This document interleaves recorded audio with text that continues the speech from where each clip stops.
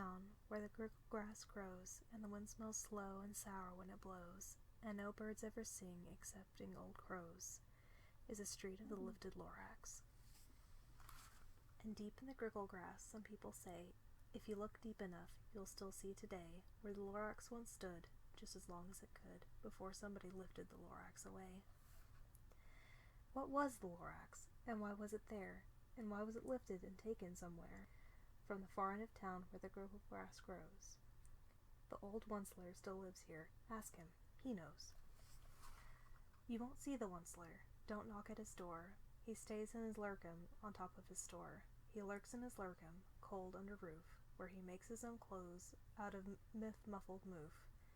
And on the special dank midnights in August, he peeks out of the shutters, and sometimes he speaks, and tells how the Lorax was lifted away. He'll tell you, perhaps, if you're willing to pay. On the end of a rope, he lets down a tin pail. You'll have to toss in 15 cents and a nail, and the shell of a great-great-great-grandfather snail. Then he pulls up the pail, makes a most careful count to see if you paid him the proper amount. Then he hides what you've paid him away in his snove, in a secret strange hole in his grumbulous glove. Then he grunts, I will call you by whispermaphone, for the secrets I tell you are for your ears alone. Slip!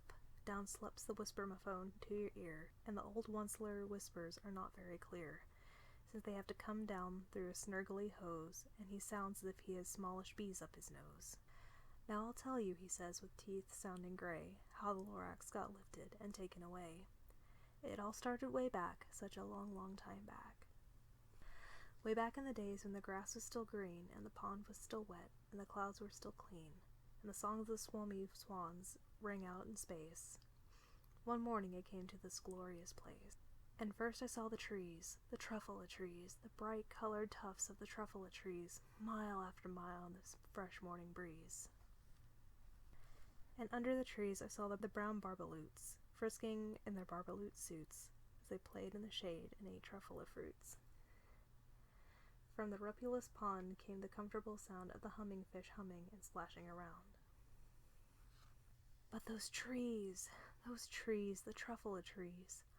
All my life I had been searching for trees such as these.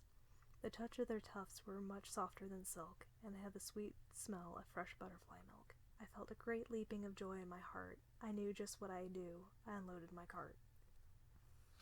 In no time at all, I had built a small shop. Then I chopped down a truffula tree with one chop, and with great skillful skill and with great speedy speed, I took the soft tuft and I knitted a thneed. The instant I finished, I heard a great gazump. I looked. I saw something pop out of the stump of the tree I just chopped down. It was sort of a man. Describe him? That's hard. I don't know if I can. He was shortish and oldish, and brownish and mossy, and he spoke with a voice, sharpish and bossy. Mister, he said with a sawdusty sneeze, I am the Lorax, and I speak for the trees. I speak for the trees have no tongues, and I'm asking you, sir, at the top of my lungs. He was very upset, and he shouted and puffed, What is that thing you made out of my truffula tuft? Look, Lorax, I said, there's no cause for alarm. I'd chopped just one tree. I'm doing no harm. I'm being quite useful. This thing is a thneed to find something that all people need. It's a shirt, it's a sock, it's a glove, it's a hat. There's other uses, yes, far beyond that. You can use it for carpets, for pillows, for sheets, for curtains, or covers of bicycle seats. The Lorax said, Sir, you are crazy with greed. There is no one on earth who would buy that fool thneed.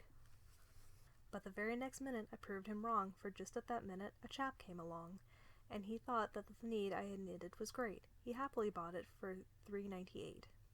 I laughed at the Lorax. You poor stupid guy. You never can tell what people will buy. I repeat, cried the Lorax, I speak for the trees. I'm busy, I told him. Shut up, if you please. I rushed across the room, and in no time at all I built a radio phone. I put in a quick call. I called all my brothers and uncles and aunts, and I said, Listen here, here's a wonderful chance for the whole Onceler family to get mighty rich. Get over here fast. Take the road to North Nitch. Turn at Weekawin, sharp right at the South Stitch. And in no time at all, in the factory I had built, the whole Onceler family was working full tilt. We were all knitting thneeds, just as busy as bees to the sound of the chopping of truffula trees. Then, oh baby, oh, how my business did grow. Now chopping one tree at a time was too slow, so I quickly invented my super axe hacker, which I whacked off 4 truffula trees at one smacker. We were making thneeds 4 times fast as before, and the Lorax, he didn't show up anymore. But the next week he knocked on my new office door. He snapped, "I'm the Lorax who speaks for the trees, which you seem to be chopping down as fast as you please. I'm also in charge of the brown barbaloots, who played in the shade of their barbaloot suits and lived happily eating truffula fruits. Now, thanks to your hacking my trees to the ground, there's not enough truffula fruit to go around, and now my poor barbaloots are all getting the crummies because they have gas and no food in their tummies. They loved living here, but I can't let them stay. They'll have to find food, and I hope that they may. Good luck, boys," he cried, and sent them away. I, the Onceler, felt sad as I watched them all go, but business is business, and business must grow, regardless of crummies and tummies, you know. I meant no harm, I most truly did not, but I had to grow bigger, so bigger I got. I biggered my factory, I biggered my roads, I biggered my wagons, I biggered the loads. Of needs I shipped out, I was shipping them forth to the south, to the east, to the west, to the north. I went right on biggering, selling more needs. I biggered my money, which everyone needs. Then again he came back. I was fixing some pipes when the old nuisance Lorax came back with more gripes. "I am the Lorax," he coughed and whiffled. He sneezed and snuffled and snargled, he sniffled. "Onceler," he cried with a cruffulous croak. "Onceler, you're making such smogulous smoke. My poor swami swans, why, they can't sing a note. No one can sing who has smog in his throat." "And so," the Lorax said, "please pardon my cough. They cannot live here, so I'm sending them off. Where will they go? I don't hopefully know. They may have to fly for a month or a year to escape the smog you've smogged up around here." "What's more," snapped the Lorax, his dander was up, "let me say a few words about the gluppity-glup your machinery chucks on day and night without stop, making gluppity-glup, also schlippity-schlop. And what do you do with this leftover goo? I'll show you, you dirty old Onceler man, you. You're glumping the pond where the humming fish hummed. No more can they hum, for their gills are all gummed, so I'm sending them off. Oh, their future is dreary. They'll walk on their fins and get woefully weary, in search of some water that isn't so smeary. I hear things are just as bad up in Lake Erie." And then I got mad. I got terribly mad. I yelled at the Lorax, "Now listen here, Dad. All you do is yap, yap, yap, and say bad, bad, bad. Well, I have my rights, sir, and I'm telling you, I intend to go on doing just what I do. And for your information, you Lorax, I'm friggering on biggering, and biggering, and biggering, and biggering, and turning more truffula trees into needs, which everyone needs." And at that moment we heard a loud whack. From outside the fields came a sickening smack of an axe on a tree, and we heard the tree fall, the very last truffula tree of them all. No more trees, no more needs, no more work to be done. So in no time, my uncles and aunts, every one, all waved me goodbye. They jumped up into my cars and drove away under the smoke-smuggered stars. Now all that was left near the bad-smelling sky was my big empty factory, the Lorax, and I.